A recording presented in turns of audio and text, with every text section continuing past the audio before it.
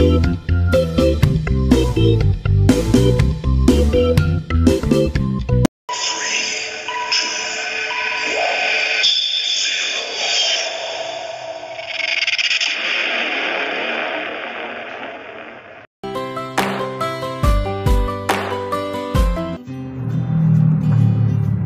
militer terhadap negara. Apa yang dimaksud dengan ancaman militer? Ancaman yang dilakukan dengan kekuatan bersenjata terorganisasi yang dinilai memiliki kemampuan membahayakan kedaulatan negara, keutuhan wilayah negara, dan keselamatan bangsa. Ini merupakan wujud dari ancaman militer. Agresi yaitu bentuk ancaman militer yang menggunakan kekuatan bersenjata. Pelanggaran batas wilayah merupakan suatu ancaman bagi militer melalui suatu tindakan dengan cara memasuki wilayah atau negara tanpa izin. Spionase, kegiatan pengumpulan informasi yang bersifat rahasia, baik mengenai seorang maupun organisasi tertentu. Sabotase merupakan tindakan yang dilakukan secara sengaja, terencana, dan tersembunyi dengan melakukan perusakan terhadap sarana dan prasarana tertentu.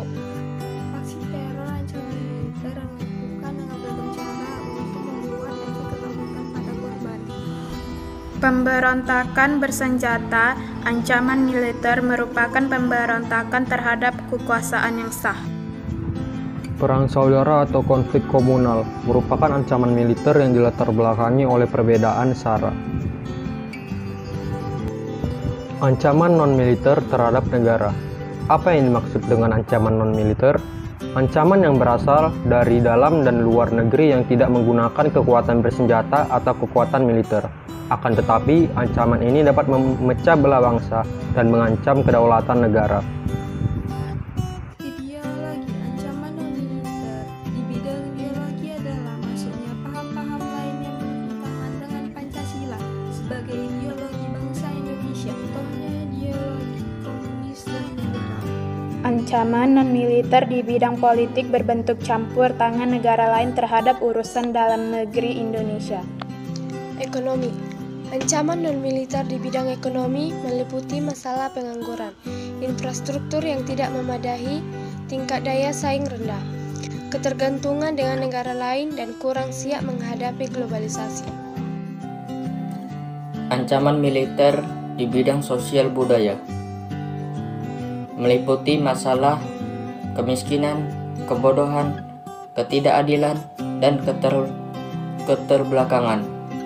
Ancaman dari luar negeri di bidang sosial muncul akibat pengaruh negatif globalisasi. Kedua, teknologi, yaitu ancaman non-militer di bidang teknologi muncul akibat penyalahgunaan teknologi dan informasi melalui internet dengan media sosial yang hampir oleh sebagian besar negara di masyarakat Indonesia. Upaya mengatasi ancaman terhadap negara Indonesia.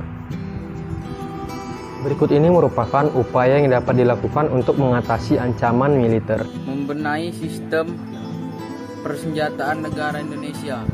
Mengembangkan pertahanan dan keamanan negara Indonesia berbasis teknologi. Persatuan dan kesatuan bangsa sebagai fondasi pertahanan negara. Berikut ini merupakan wujud upaya yang dapat dilakukan untuk mengatasi ancaman non-militer. Ideologi. Ancaman dapat diatasi dengan memperkuat ideologi Pancasila dan meningkatkan upaya diplomasi. Yaitu ancaman dapat diatasi dengan penguatan pemerintah yang bersih, efektif, bertanggung jawab, sesuai dengan undang-undang.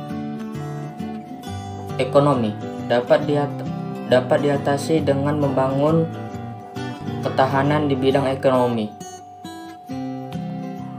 Meningkatkan etos kerja terbuka terhadap kemajuan teknologi dan meningkatkan rasa cinta pada produk dalam negeri. Sosial budaya. Ancaman dapat diatasi dengan memajukan pendidikan, memasukkan atau wawasan kebangsaan kebudayaan lokal, rasa cinta tanah air, nasionalisme, patriotisme, dan nilai agama dalam pendidikan. Di bidang teknologi dapat diatasi dengan membentuk peraturan tentang kejahatan dunia maya dan meningkatkan sistem keamanan negara. Bagaimana peran masyarakat untuk mengatasi ancaman di berbagai bidang? Menerapkan sistem pertahanan rakyat, semesta, atau SISHAM ke merata. Mendukung dan memandu program-program pemerintah. Ancaman militer yang pernah terjadi di Indonesia.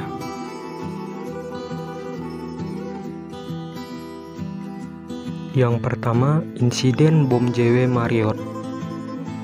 Pengeboman Jakarta 2003 disebut juga dengan pengeboman JW Marriott 2003 adalah peristiwa ledakan bom di Hotel JW Marriott di kawasan Mega Kuningan, Jakarta, Indonesia. Ledakan itu berasal dari bom bunuh diri dengan menggunakan mobil yang dikendarai oleh Asmar Latinsani. Ledakan tersebut menewaskan 12 orang dan mencederai 150 orang.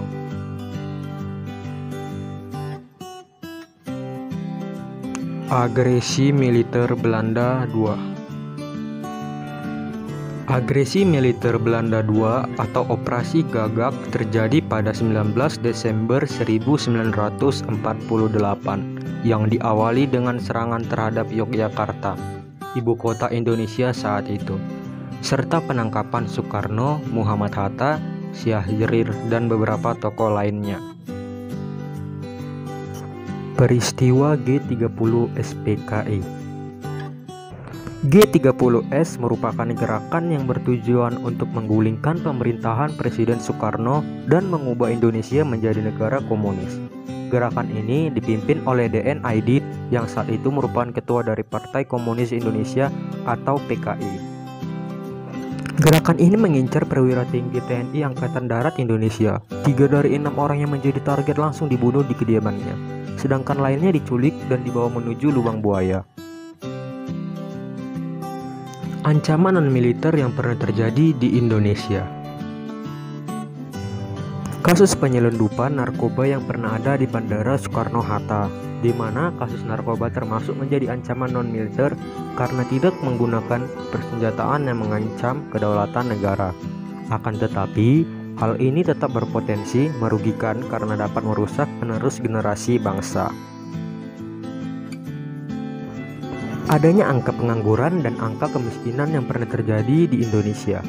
Mengingat bahwa angka pengangguran dan angka kemiskinan bisa meningkat setiap saat, selain itu, hal ini juga bisa menyebabkan terjadinya tingkat kriminalitas dan bisa saja menjadi ancaman untuk negeri. Masuknya ideologi-ideologi lainnya yang pernah bertentangan dengan ideologi yang ada di Negara Kesatuan Republik Indonesia yang tak lain adalah ideologi Pancasila. Hal ini tentu saja bisa menjadi penghambat serta menjadi ancaman non-militer di bidang ideologi. Contoh ideologi yang pernah masuk ke Indonesia adalah ideologi liberalisme dan ideologi komunisme. Terjadinya inflasi. Di setiap negara bisa saja memiliki inflasi, terutama di Indonesia juga pasti mempunyai inflasi, di mana inflasi sendiri bisa saja menjadi ancaman apabila terjadinya kenaikan harga secara terus-menerus dan tidak wajar, bisa mengakibatkan mekanisme pasar menjadi tidak stabil, pada akhirnya akan membuat terhambat ekonomi di suatu negara.